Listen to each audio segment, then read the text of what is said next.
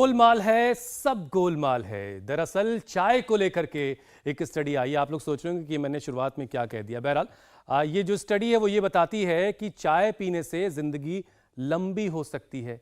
American scientist इस पर पिछले 14 साल से काम कर रहे थे और आखिर में इस नतीजे पर पहुंचे कि जो लोग चाय पीते हैं वो चाय ना पीने वालों से ज्यादा जीते हैं। क्या बात है हुसैन, यानी कि जो चाय लवर्स हैं उनके लिए तो ये गुड न्यूज हो गई। अच्छी खबर है उनके लिए। बिल्कुल, पहाड़ से लेकर मैदानी हिस्सों तक हर तरफ इन दिनों बारिश हो रही है और जब बारिश का खुशनुमा मौसम हो तो सुबह सुबह अगर चाय मिल जाए तो बात ही अलग हो जाती है। सुबह शाम जब हल्की ठंड अब महसूस होने लगी है तो मौका देखकर मौसम के हिसाब से खुशखबरी सुना रहे हैं, क्योंकि इस मौसम में चाय कॉफी पीने का मजा कुछ ज्यादा बढ़ जाता है।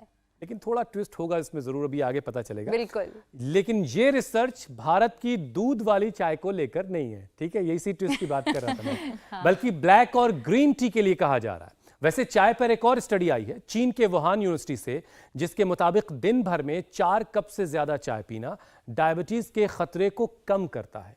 और सुनिए, 2 से 4 कप कॉफी मौत के खतरे को 21% घटा देती है।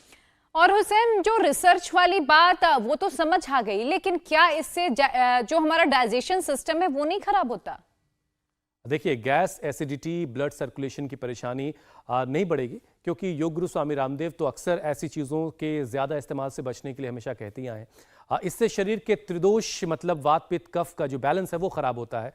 और बिल्कुल ठीक बात है, तभी तो शुरू में ही मैंने ये कहा सब गोलमाल है। वैसे किसी भी रिसर्च के पीछे उसकी अपनी एक हाइपोथेसिस होती है, जो ज़रूरी नहीं है कि हर किसी पर बिल्कुल फिट बैठे। बेहतर तो ये है कि हम सब सेहतमंद रहने के लिए अपने जो हमारी बॉडी है, जो हमारा शरीर है, उसकी प्रकृति, उसके नेचर को समझें। अब देखिए हुसैन, मैं आपकी सारी बातें समझ गई, लेकिन मेरे मन में सवाल कि आखिर ये सब करें तो कैसे करें? तो ये सब कैसे होगा? शरीर में 3 तरह की बायोलॉजिकल एनर्जी, वात पित्त और कफ है, जो हमारे बॉडी को ऑपरेट करते हैं, चलाते हैं। अगर इनमें से एक भी एनर्जी इम्बैलेंस हुई तो समझिए बीमार पड़ जाएंगे आप। आपका मतलब ये कि शरीर के जितने भी अंग हैं उन्हें स्पीड देने का काम यही वात पित्त और कफ करते हैं, और high BP, sugar, obesity, thyroid, सर्दी जुकाम, एसिडिटी, ये सभी रोग त्रिदोष इम्बैलेंस होने की वजह से ही होते हैं। बिल्कुल ठीक बात है, और इन्हीं तीनों दोषों को जानकर अगर उनको बैलेंस रखा जाए तो बीमार पड़ने जैसे हालात नहीं बनेंगे। लेकिन ये सब कुछ कैसे होगा, ये बताने के लिए स्वामी रामदेव रोजाना की तरह हमारे साथ जुड़ चुके हैं। स्वामी जी, बहुत बहुत स्वागत है आपका। प्रणाम स्वामी जी। आज शुरुआत अनुलोम विलोम से। त्रिदोषों का संतुलन करके यहाँ पर सब बैठे हुए अनुलोम विलोम से हो रही है। ये त्रिदोष को बैलेंस करता है, वात, पित्त और कफ को। और जिन्होंने किया हुआ है, इस बेटी की तो हालत क्या थी बेटा? कोलाइटिस था, वजन 36 था, अभी 36 किलो। हाँ, और अब कितना आ गया? अभी 48। चलो भाई, 36 से 48 आ गया। मैं जोरदार 36 से 48। प्रज्ञा पारिक। प्रज्ञा पारिक, कहाँ से हो? मैं पश्चिम बंगाल, जलपाईगुड़ी। 36 से 48 आ गई। पहले तो सूखे कंकाल हो गई थी। जी हाँ, कुछ नहीं खा पाती थी। कुछ नहीं खा हाँ। पाती। योग करके, जीवन शैली में सुधार करके, त्रिदोष का नियंत्रण करके अब खुश है। और तेरा क्या हाल था बेटा?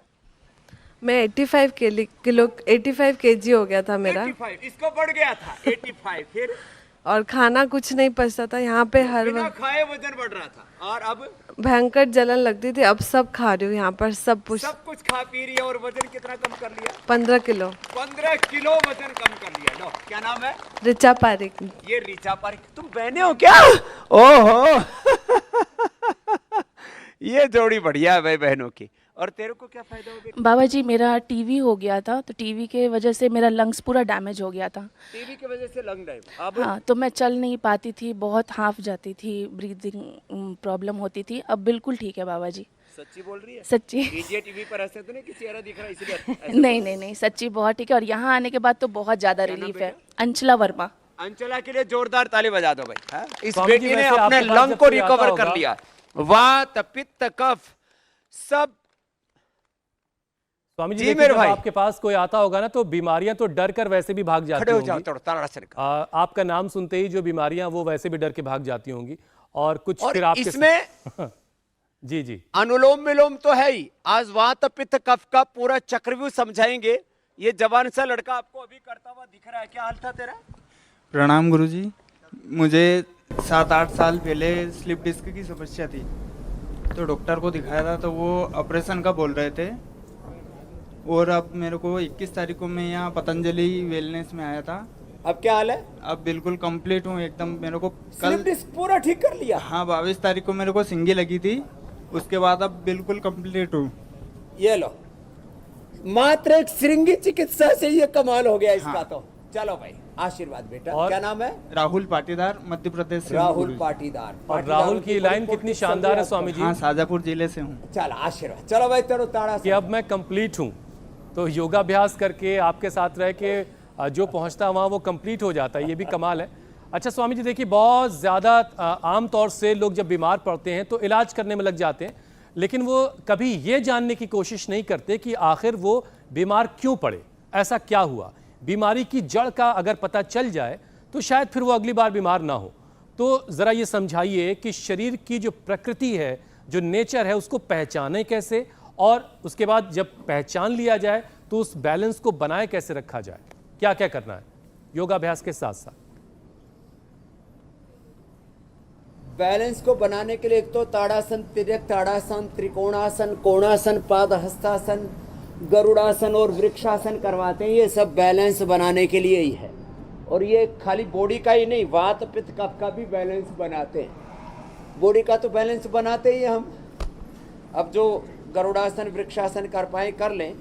आज हमने वात पित्त कफ, वात के लिए दाहिनी ओर पूरा संसार सजाया हुआ है। फिर उसके लिए उसके बाद जो है वात पित्त, और इधर ये लास्ट में कफ के लिए स्वासारी से लेकर के, स्वासारी गोल्ड से लेकर के, कर्कुमिन गोल्ड से लेकर के, अणु तेल, शिलाजी, च्यवनप्राश और वातेष्टि पित्तेष्टि कफेष्टि, ये पूरी प्रक्रिया इसको हम समझाएंगे सबसे पहले। और चाय के बारे में भी आज हम हर्बल टी बताएंगे।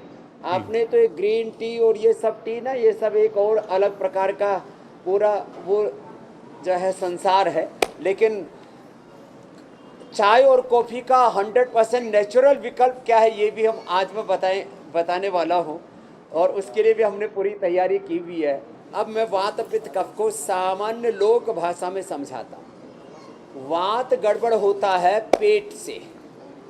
पेट में जो नीचे वाला हिस्सा, नाभि के नीचे वाला हिस्सा, जिसमें स्वादिष्ठान, मणिपुर और मूलाधार चक्र आता है। मूलाधार, स्वादिष्ठान और मणिपुर चक्र गड़बड़ होने से वात गड़बड़ होता है। मूलतः पाचन तंत्र के गड़बड़ होने से हमारा जो आम है वो पचता नहीं, इसको ही आम वात, फिर उसको ही गठिया, फिर arthritis, rheumatoid arthritis, ankylosing spondylitis, ANA, AVN, HLB 27 अलग अलग नाम दे दिए जाते हैं। मूलतः वात गड़बड़ होता है अपचन से। वैसे तो पेट सब बीमारियों का कारण है। यदि पेट पाचन तंत्र ठीक नहीं होगा तो सारी बीमारियां हो जाएंगी। आपसे बन पाए तो वृक्षासन, गरुड़ासन। संतुलन तो इतना होना चाहिए कि एक क्षण में आप ऐसे एक क्षण में आप अपने आप को बैलेंस कर सके, इतना अभ्यास होना चाहिए।